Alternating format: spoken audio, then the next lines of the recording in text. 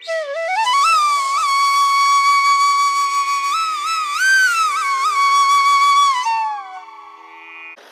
सभी को नमस्कार और तपोभूमि दर्शन पर आप सभी का एक बार पुनः अभिनंदन और स्वागत है।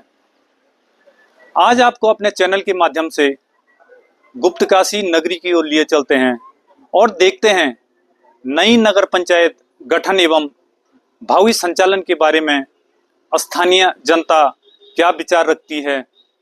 आपको बताते चलें कि विगत 2 जुलाई 2024 को नगर पंचायत गुप्तकाशी के गठन संबंधी अधिसूचना जारी हुई थी। केदारनाथ यात्रा के मुख्य पड़ाव होने के कारण गुप्तकाशी में नगर पंचायत की व्यवस्था आवश्यक भी मानी जा रही थी। अधिसूचना के अनुसार गुप्तकाशी नगर पंचायत को 4 वार्डों में विभाजित किया गया। संपूर्ण नगर पंचायत क्षेत्र के अंतर्गत 2254 मतदाता इस बार नई नगर पंचायत का गठन करेंगे। तो आइए आपको सीधे लिए चलते हैं धार्मिक, सांस्कृतिक और ऐतिहासिक नगरी गुप्तकाशी की ओर। जय श्री काशी विश्वनाथ। जैसा कि कहा गया है, गुप्त काश्याम पुरावृतम तीर्थ स्थान कथाम शुभाम विश्वनाथ निवासंच लोक मंगलदायकम। अर्थात प्राचीन धर्म ग्रंथों एवं पुराणों में उल्लिखित कथा के अनुसार यह काशी नगरी प्राचीन तीर्थ स्थल के रूप में साक्षात भगवान ने स्थापित की थी, जहां नित्य निरंतर संपूर्ण विश्व का कल्याण करने वाले भगवान श्री काशी विश्वनाथ शाश्वत निवास करते हैं। ऐसी काशी नगरी गुप्तकाशी से आप सभी का अभिनंदन और स्वागत है। और आज हम आपको ऐसी धार्मिक, ऐतिहासिक एवं सांस्कृतिक नगरी के दर्शन करवाने जा रहे हैं, जिसे संपूर्ण भारत में स्थित 3 काशियों में से एक काशी होने का गौरव प्राप्त है। ऐसी मान्यता है कि भगवान शंकर ने इस काशी का निर्माण अपने त्रिशूल के मध्य भाग में करने के पश्चात यह उद्घोष किया था कि कलिकाल के अंत में जब संपूर्ण सृष्टि का विलय हो जाएगा, तब भी यह काशी विद्यमान रहेगी। महाभारत भी सप्रमाण यह घोषणा करता है कि कलिकाल के प्रारंभ में केदारनाथ जी के प्रथम प्रामाणिक यात्री पांडवों ने भगवान केदारनाथ जी की तपस्या के पश्चात यहीं से अपनी प्रामाणिक यात्रा शुरू की थी। इसी काशी नगरी में पले बड़े केदार घाटी के वरिष्ठ साहित्यकार एवं रंगकर्मी आचार्य कृष्णानंद नौटियाल जी की पुस्तक महाभारत मंडान पन्वार्थ अनुष्ठान और व्यूह रचना नामक गढ़वाली पुस्तक में उल्लेख मिलता है कि जब पांडव अपने पापों का प्राक्षलन करने के उद्देश्य से केदार घाटी की यात्रा पर आए थे, तब इस काशी नगरी में बहने वाली उत्तर वाहिनी गंगा पाताल वासिनी हो गई थी और भगवान सिद्धेश्वर शिव ने भी गुप्तवास ले लिया था। दीर्घ काल तक तपस्या करने के पश्चात भगवान सदाशिव ने पांडवों को अर्धनारेश्वर के रूप में दर्शन दिए थे, जिसका प्रमाण अर्धनारेश्वर मंदिर के रूप में आज भी विद्यमान है। सतयुग, त्रेता एवं संपूर्ण द्वापर तक सिद्धेश्वर काशी के रूप में प्रसिद्ध इस नगरी के बारे में भगवान शंकर ने स्वयं घोषणा की थी कि इस स्थान पर मैंने गुप्तवास लिया था और गंगा जी भी गुप्त हो गई थी, अतः आज के पश्चात इस स्थान का नाम गुप्तकाशी होगा। तत्पश्चात पांडवों के यह कहने पर कि हे भगवान, हमारे आने के पश्चात इस स्थान से गंगा जी भी लोप हो गई हैं, अतः आप हम पर कृपा करके गंगा जी को प्रकट कर दीजिए। तब भगवान शिव ने अपनी जटा से 2 बूंद जल पृथ्वी पर प्रवाहित की और पांडवों से कहा कि आज के पश्चात इस स्थान पर 2 जलधाराएं निरंतर प्रवाहित रहेंगी और इन्हें गंगा यमुना धारा के नाम से जाना जाएगा। उन दो धाराओं से निर्मित जल कुंड में भगवती गौरा जी के कान की मणि गिरने से उस कुंड का नाम कर्णिका मणि अथवा मणिकर्णिका कुंड प्रसिद्ध हुआ। और भगवान शंकर के कथनानुसार इस कुंड में स्नान, ध्यान, पूजन और तर्पण करने का महात्म्य प्रचारित किया और कहा कि आज के पश्चात इस नगरी को संपूर्ण काशी के नाम से जाना जाएगा। तो आइए ऐसे धार्मिक, सांस्कृतिक एवं ऐतिहासिक नगरी गुप्त काशी का नगर पंचायत अध्यक्ष कैसा हो और सभासदों का चयन किस प्रकार का हो, इस विषय पर स्थानीय निवासी क्या सोच रखते हैं। हर पंचायत के इन चारों वार्डों में वर्तमान में 2254 मतदाता हैं, जिसमें नाला वार्ड में 685, विश्वनाथ केदारपुरम में 557, गुप्त काशी वार्ड में 506 और भैसारी वार्ड में भी 506 मतदाता पंजीकृत हैं। श्री बद्री केदारेश्वर विजय तेतराम। साथियों, आप अच्छी तरह से विज्ञ हैं कि हमारे राज्य में नगर पंचायत चुनावों का एक जबरदस्त माहौल चल रहा है और इसी परिप्रेक्ष्य में हमारी नवगठित नगर पंचायत गुप्त काशी में भी चुनाव संपन्न होने हैं। गुप्त काशी नगरी का निवासी होने के कारण मेरी भी अभिरुचि नगर पंचायत चुनाव पर होना स्वाभाविक ही है। फिर तपोभूमि दर्शन उत्तराखंड यानी ऊखीमठ के पेज से मुझे इस बात के लिए आमंत्रित किया गया कि मैं अपनी नवगठित नगर पंचायत के बारे में, जिसका गठन होना है, उसके बारे में दो शब्द कहूँ।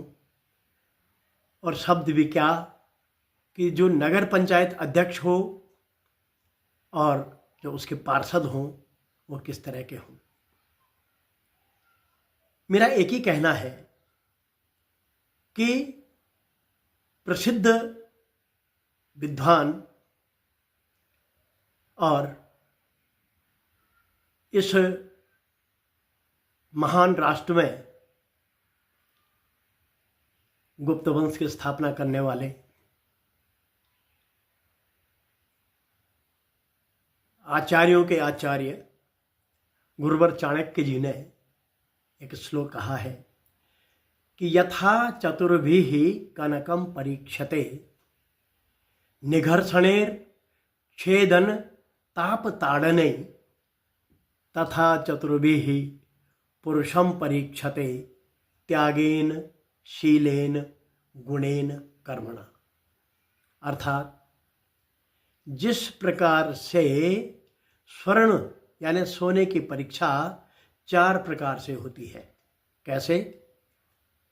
निघर्षणेन घिसने से, छेदने उसको छेदन करने से, ठोकने से, तापेन गर्म करने से और ताड़ने पीटे जाने से। जिस प्रकार से उसकी परीक्षा होती है कनक की, ठीक उसी प्रकार से मनुष्य की भी परीक्षा होनी चाहिए, पुरुष की भी परीक्षा होनी चाहिए। कैसे?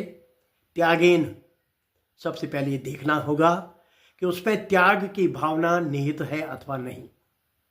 दूसरा, शील, उसका व्यवहार कैसा है, स्वभाव कैसा है, इस बात की भी परीक्षा होनी चाहिए।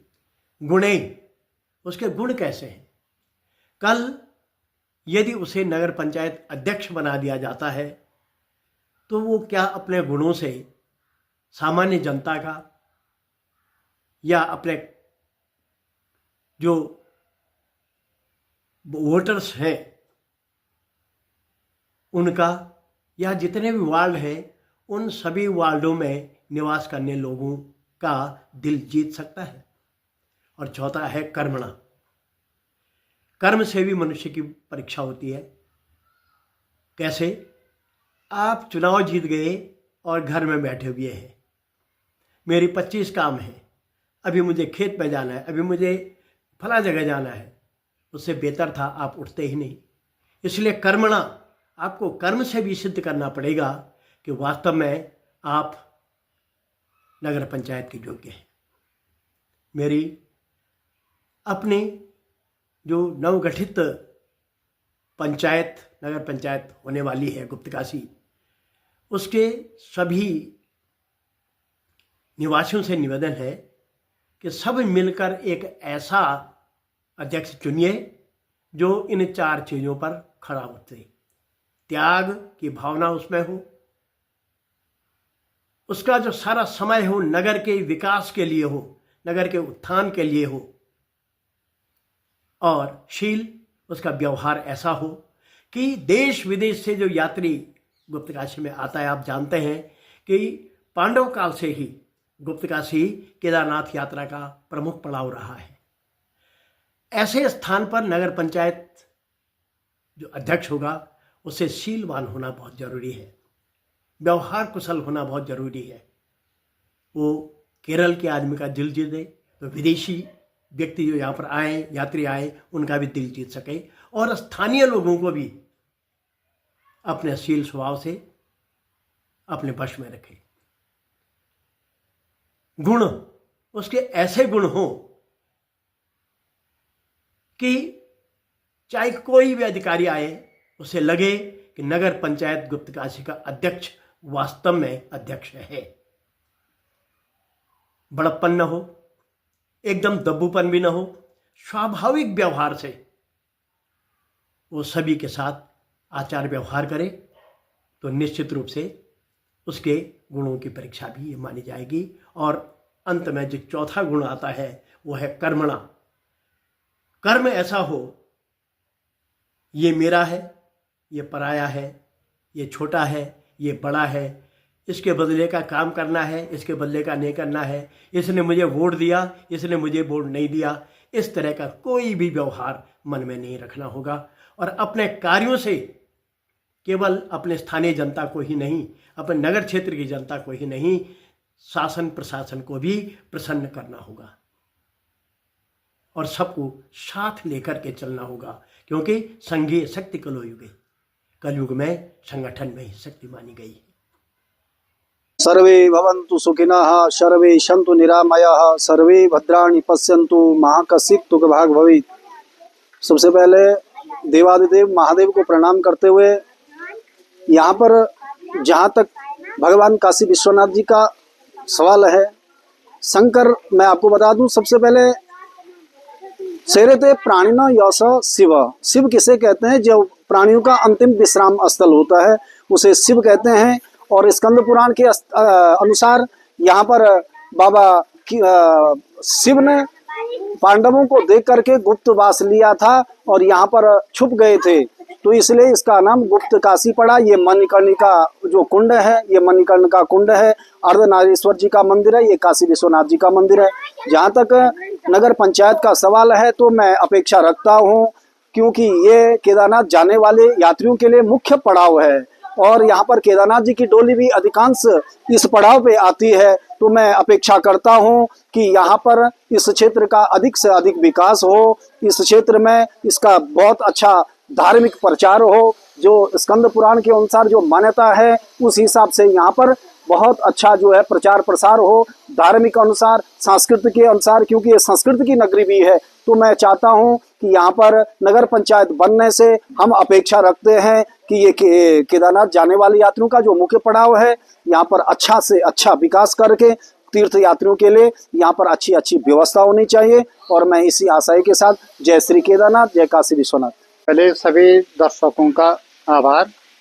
गुप्त काशी नगर पंचायत के लिए लंबे समय से लोगों ने यहाँ पर संघर्ष भी किया है और ये चाहते थे कि यहाँ पर जैसे केदारनाथ का ये प्रमुख आधार केंद्र है, यहाँ पर यात्रा काल में हजारों लोग रात्रि प्रवास करते हैं यहाँ नगरीय सुविधा बहुत पहले हो जानी चाहिए थी, परंतु चलो जो आज हुआ तो आज लोगों में एक उत्साह भी बना है और एक रोमांच भी है कि भाई पहली बार गांव से और नगर हो जाना, इसके प्रति लोगों में पहली बार लोग मतदान भी करेंगे और उत्साह भी है लोगों में कि भाई क्या कुछ रोमांच भी है।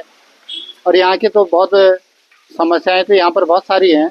एक यहाँ के जो मार्ग हैं यहाँ पर, क्योंकि यात्री आते हैं, बाहर से पर्यटक आते हैं, तो मार्ग सुधारीकरण हो। दूसरा यहाँ पर जो पार्किंग व्यवस्था, लोगों के यात्री रुकते हैं तो यहाँ पर पार्किंग ठीक व्यवस्था न होने से यात्री यहाँ पर रात को रुक नहीं पा रहा है। तो यहाँ पर पार्किंग ठीक हो, मार्ग ठीक हो, यहाँ के जो बीच में से जो गधेरे बहते हैं उनके रख रखाव, जिससे यहाँ का जो भू कटाव हो रहा है तो उसमें सुधार हो, ऐसे लोगों की अपेक्षा है। पहले तो गुप्तकाशी जो नगर पंचायत बने वो पूरे प्रदेश में एक ऐतिहासिक नगर पंचायत बने और गुप्तकाशी, हिंदुस्तान में 3 काशी हैं, एक बनारस काशी, एक उत्तर काशी, एक गुप्त काशी।